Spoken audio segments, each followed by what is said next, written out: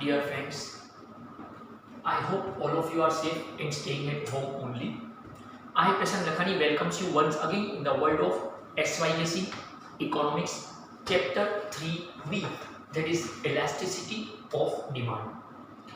We have already discussed that. What is elasticity of demand? So it refers to any rise or fall in demand as a result of change in price or any other commodities.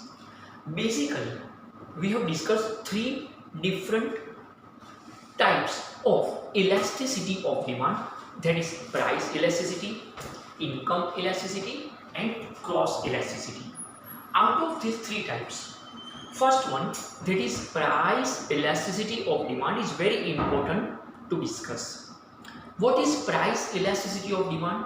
It is the ratio of a percentage change in demand of a commodity to a percentage change in price of that commodity. Friends, we have already discussed one formula of that, that is percentage change in demand upon percentage change in price. अगर वो price की वजह से demand ऊपर नीचे हो रहा है तो प्राइस इलास्टिसिटी, अगर वो इनकम की वजह से डिमांड ऊपर नीचे हो रहा है तो इनकम इलास्टिसिटी, अगर कोई और सब्स्टिट्यूट प्रोडक्ट की प्राइस की वजह से उस दूसरे प्रोडक्ट में चेंज आ रहा है, चाय की प्राइस बढ़ने से कॉफी की डिमांड में चेंज आ रहा है, तो it is cross elasticity. After that we have discussed types of price elasticity of demand. Types of price elasticity of demand, जहां पे हमने ये कहा था कि basically we have five types of price elasticity of demand. Perfectly elastic demand, perfectly inelastic demand, relatively elastic demand, relatively inelastic demand and unitary elastic demand. Out of these five types, first two types we cannot measure. Perfectly elastic demand, it is not practical, possible in theory only. Perfectly inelastic demand, जहाँ पे demand हिलने को तैयार ही नहीं है, तो हम major क्या करें, हम गिने क्या? तो we can measure only three types. If it is relatively elastic demand, ED greater than 1, profit making business, धूम कमाई करो. If it is unitary elastic demand, ED equals to 1, no profit, no loss. Continue करके देखो, आज नहीं तो कल, नहीं तो परसों, कब भी तो प्रॉफिट में कन्वर्ट होगा. If it is relatively inelastic demand, ED less than 1, it's a loss making business. ताला मार के निकल लो, वरना कर्ज में डूब जाओगे. Now, to measure our business out of these three types of price elasticity of demand, we are in which category? To measure that, we have four different methods of measuring price elasticity of demand. We have four different methods of measuring price elasticity of demand. अपना business कौन सी category में आएगा वो गिनने के लिए we have four methods. Out of that, first two methods we have already discussed, and that two methods are very important from exam point of view, short note point of view. First one was total outlay और expenditure method, जहां पे हमने एक formula discuss किया था, outlay equal to price into demand, जहां पे ये समझाया गया कि at the first stage outlay increases from 100 to 108, तो ED greater than 1. At the second stage outlay is maximum and constant at 112, तो ED equals to 1. At the third stage outlay decreases from 108 to 100, तो ED less than 1. Second one was point of geometric method, जहां पे हमने समझा था कि lower segment represents change in demand and upper segment represents change in price. So lower segment upon upper segment, BC upon B. Linear method and non linear method, जहां पे एक formula था कि if BC greater than B है तो ED greater than 1, if BC equals to B है तो ED equals to 1, if BC less than B है तो ED less than 1. And for non linear method we have to draw one tangent line जो curve को point B पे touch करके निकल जाए. तो one tangent line we have drawn to measure price elasticity of demand by using non-linear method for point or geometric method. So first two methods we have already discussed, which are very important from exam point of view. Today we are going to cover more two methods, and that is, friends, अगर मैं यहाँ पे समझ पाऊँ तो today most easiest topic of economics sorry most easiest topic of economics and that is third method, percentage और ratio method. देखो नाम से ही एक बात तो समझ में आ गई, नाम से ही एक बात समझ में आ गई, ये मेथड एल्जेब्रा से रिलेटेड है। पॉइंट और ज्योमेट्रिक मेथड ज्योमेट्री से रिलेटेड था। टोटल आउटले और एक्सपेंडिचर मेथड जो था, टोटल आउटले और एक्सपेंडिचर मेथड जो था वो इकोनॉमिक्स से रिलेटेड था। Total outlay and expenditure method जो था वो इकोनॉमिक्स से रिलेटेड था। ओके, पॉइंट और ज्योमेट्रिक मेथड जो है वो ज्योमेट्री से रिलेटेड है। एंड फाइनली परसेंटेज और रेशियो मेथड जो है ये एल्जेब्रा से रिलेटेड है। One of the most easiest method. बहुत कुछ हम ऑलरेडी डिस्कस कर चुके हैं। So give the heading third point. अगर ये एग्जाम में आ गया 2 मार्क के लिए तो एक बार रेडी रखिए। Give the heading third method capital C, percentage और रेशियो मेथड। नाम ने एक बार बता दी कि एल्जेब्रा का मेथड है, परसेंटेज और ratio method. Write down the formula. Elasticity of demand equal to, elasticity of demand equal to percentage change in demand, percentage change in demand whole thing upon percentage change in price, percentage change in price। आप बोलेंगे sir ये formula हम already discuss कर चुके हैं। You are right. जब हमने पहली बार प्राइस इलास्टिसिटी ऑफ डिमांड समझा था for the very first time when we discuss price elasticity of demand, जहां पे हमने ये डिस्कस किया था कि delta D upon D into 100 whole thing upon delta P upon P into 100, वो वाला फॉर्मूला। तो वो फॉर्मूला का जो बेस था वो यही तो था। तो elasticity of demand equal to percentage change in demand upon percentage change in price. यहाँ पे हम इस फॉर्मूला को एलोबरेट नहीं करेंगे, यहाँ पे हम उसकी 3 सिचुएशन को कंपेयर करेंगे कि whether our business profit making और इट इज लॉस मेकिंग और it is no profit no loss making. Okay, तो continue next time। there are 3 situations, there are 3 situations,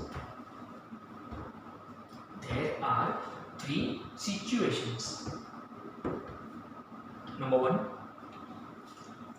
first one is number 1, if percentage change in demand, if percentage change in demand greater than percentage change in price, if percentage change in demand is greater than percentage change in price, comma ED greater than 1, ED greater than 1, that is relatively elastic demand, that is relatively elastic demand। now see, तुरंत समझ में आ जाएगा अगर मैं इस formula को ध्यान से देखता हूं। अगर न्यूमरेटर बड़ा है, अंश बड़ा है, न्यूमरेटर ऊपर वाला, देखो ऐसे भी फ्रेंड्स, अगर ऊपर वाला मेहरबान तो गधा भी पहलवान, अगर ऊपर वाला मेहरबान, अगर ऊपर वाला मेहरबान तो गधा भी पहलवान, करेक्ट। तो अगर न्यूमरेटर बड़ा है तो फिर वो प्रॉफिट मेकिंग बिजनेस होगा। तो यहीं से फर्स्ट सिचुएशन क्लियर हो गई। If percentage change in demand is greater than percentage change in price, ED greater than 1, तो relatively elastic demand। second one, now very easy to understand and very easy to remember and very easy to compare also। second one, if percentage change in demand, if percentage change in demand is equal to percentage change in price, percentage change in price, comma ED equals to 1, ED equals to 1, that is unitary elastic demand, that is unitary elastic demand, that is unitary elastic demand। third one, if percentage change in demand, if percentage change in demand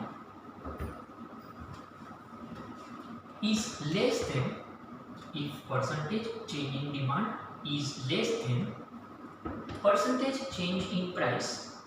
If percentage change in demand is less than percentage change in price, comma, ED less than 1, ED less than 1,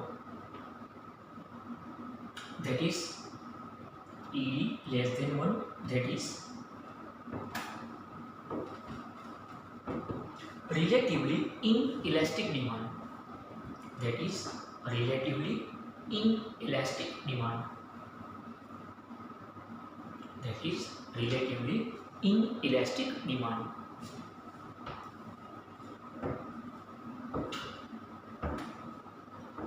So friends, we have already discussed three different situations by using percentage और ratio method. तो percentage और ratio method को इस्तेमाल करके हम अपनी तीनों category को गिन सकते हैं. अगर न्यूमरेटर बड़ा है तो profit making, ED greater than 1. अगर न्यूमरेटर एंड डिनोमिनेटर दोनों इक्वल पे है तो ईडी इक्वल टू 1.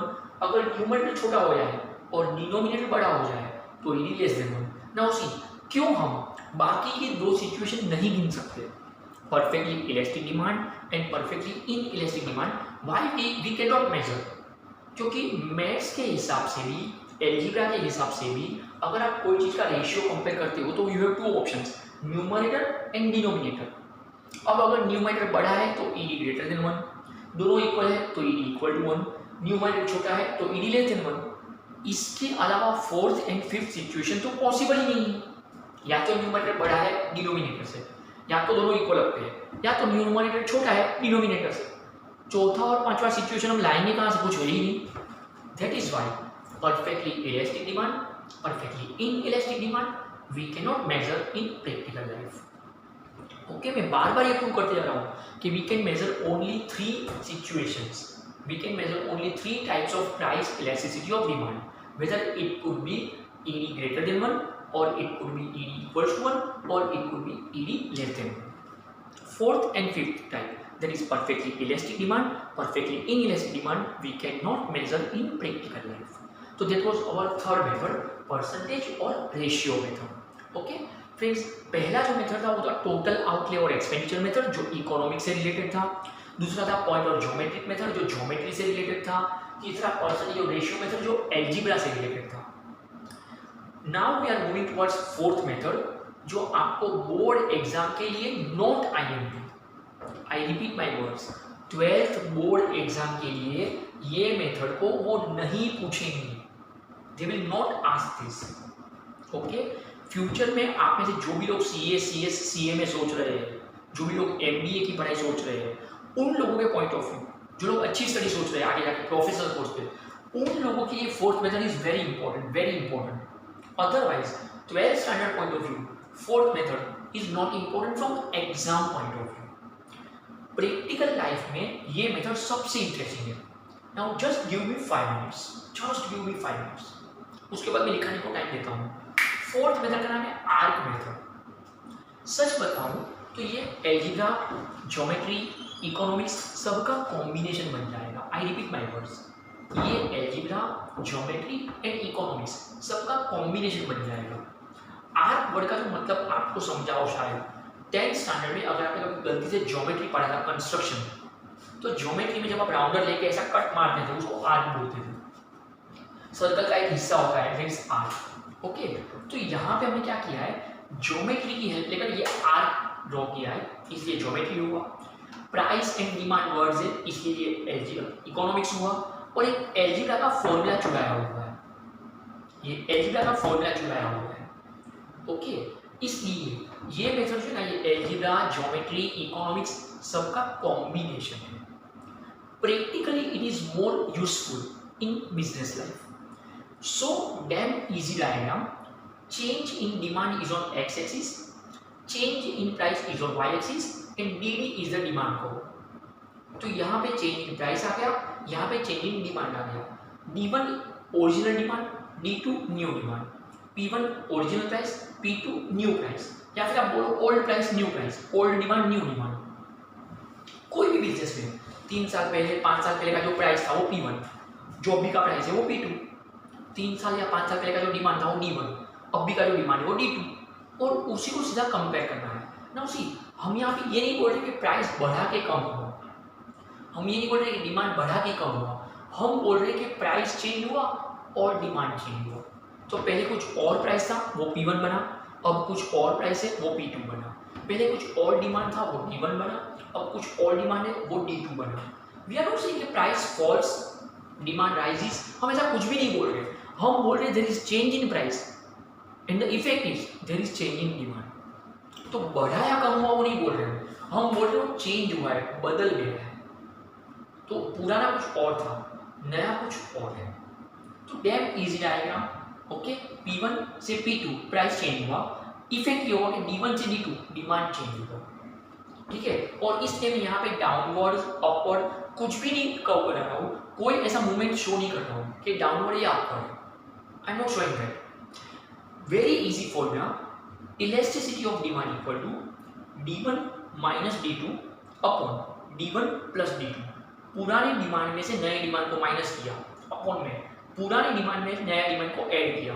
एक तरीके से हमने डिमांड का एवरेज निकाला, divided by P1 minus P2 upon P1 plus P2। पुराने प्राइस में से नए प्राइस को माइनस किया अपॉन पुराने प्राइस में नए प्राइस को ऐड किया। तो यहाँ पर हमने प्राइस का एवरेज निकाला इनडायरेक्टली। अब मैं आपको बताऊं कि ये फॉर्मूला लाए कहाँ से। If I am not mistaken, if you have remembered 9th standard algebra, ratio and proportion, उसमें एक टॉपिक होता था आपको कि जब आपके पास चार ऐसी चीजें होती है, if a upon b is equal to c upon d, तो आप कुछ ऐसा बता पाते थे a plus b upon a minus b is equal to c plus d upon c minus d, ऐसा कुछ आप दिखा देते थे। अगर आपको याद है तो आप इसको बोलते थे कॉम्पोनेंटो डिविडेंडो। कौन सा डंडो, किधर डंडो? Componendo dividendo. English medium, Marathi medium students, Hindi medium students, आप लोग इसको बोलते थे योग वियोग, ऊपर प्लस नीचे माइनस, योग वियोग, कॉम्पोनेंटो डिविडेंडो। लेकिन उस वक्त बीच में इक्वल टू साइन होता था, ओके। अगर मैं इस LHS को, लेफ्ट हैंड साइड को ये बाजू घुमा देता हूँ और ये बाजू घुमा देता हूँ, ओके, तो इनटू करके आ जाएगा। तो ये जो चीजें है a plus B, a minus B upon दिया, तो ये ऊपर चले जाए, ऐसा हमने सीखा है, ओके। कभी 7th या 8th में रेसिप्रोकल करना, हमने यहाँ पे ये चीज डायरेक्टली लिखा दी है, तो D1 minus D2 upon D1 plus D2 divide by P1 minus P2 upon P1 plus P2। आपने 9th के एल्जेब्रा में एक और चीज सीखी, अगर ऊपर माइनस का तो बन जाए डिविडेंडो कॉम्पोनेंट, माइनस ऊपर प्लस नीचे, तो डिविडेंडो कॉम्पोनेंट योग, ओके। अब अगर यहाँ पे मुझे तीन सिचुएशन समझनी हो, लिखनी नहीं है, अगर समझनी हो तो, क्योंकि exam point of view important नहीं है, ये समझने के लिए वेरी इंपॉर्टेंट है। अगर मुझे यहाँ पे तीन सिचुएशन समझनी हो तो किसी भी बिजनेस में मैं old demand, new demand, old price, new price, ये फॉर्मूला में डाल दूंगा। अगर इसका आंसर ग्रेटर देन 1 है तो ED greater than 1, profit making business. अगर इसका आंसर इक्वल्स टू 1 है तो ED equals to 1, no profit no loss. अगर इसका आंसर लेस देन 1 है तो ED लेस देन 1, तो लॉस मेकिंग बिजनेस। देखिए हम एग्जाम में ऐसा नहीं लिख पाएंगे profit making business, no profit no loss, ऐसा तो नहीं लिख पाएंगे। वो अपने समझने के लिए है, प्रैक्टिकल बिजनेस को समझने के लिए, वो मार्क्स पॉइंट ऑफ व्यू नहीं था, किसी बुक में ऐसा नहीं लिखा है, ओके। वो प्रैक्टिकल चीज थी समझने के लिए। बुक में जो लिखा है वो मार्क्स ओरिएंटेड है। मैं साथ साथ में जो बोलते जा रहा हूँ ये practical life point of view भी होता है। तो लिखते वक्त तो सिर्फ यही फॉर्मूला लिखा है और इसमें 3 सिचुएशन होगी, राइट। अब मैं आपको बताऊँ कि प्रैक्टिकल लाइफ में ये मेथड ज़्यादा यूजफुल है। This method is practically more useful compare to all these 3 methods. Practically this method is more useful. क्यों? क्योंकि when we do not know exact changes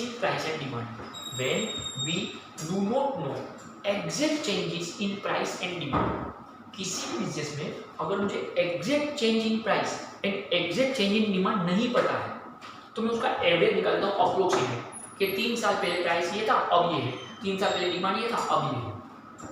तो when we do not know exact change in price and demand, तो this method is excellent one. Okay, so now give the heading capital D, arc method. Just draw the diagram, write down this formula, इस formula वो वाला नहीं, draw this diagram, write down this formula, और उसके बाद मैं छोटा सा explanation दे रहा हूँ.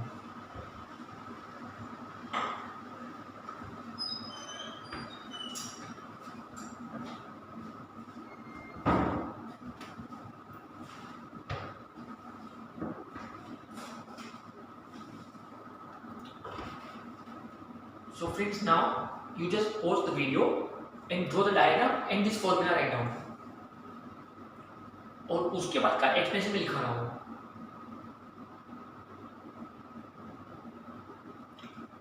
Okay, so now let's start. Write down. In this method,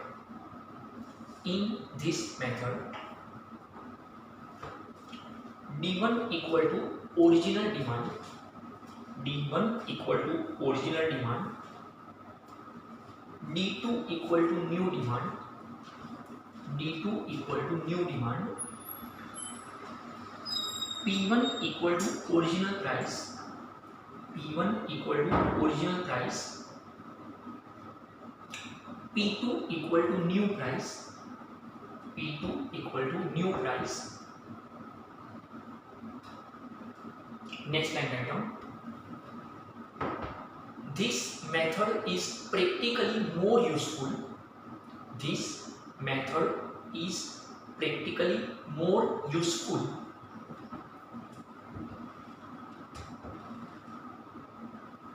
when we do not know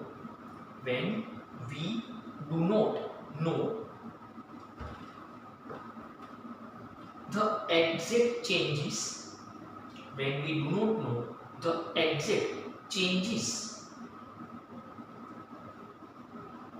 in price and demand, when we do not know the exact changes in price and demand, when we do not know the exact changes in price and demand. Full stop. तो friends यहाँ पे अपने चारों method discuss हो चुके हैं. Now to complete this chapter we have only one small short note remaining. Okay, that is importance of price elasticity of demand. Why we need these types of topic in our syllabus. बस वो एक answer बाकी रहेगा तो chapter 3 will be over. That's enough for this session. Please take care of yourself. Soon I approach you again. Thank you so much.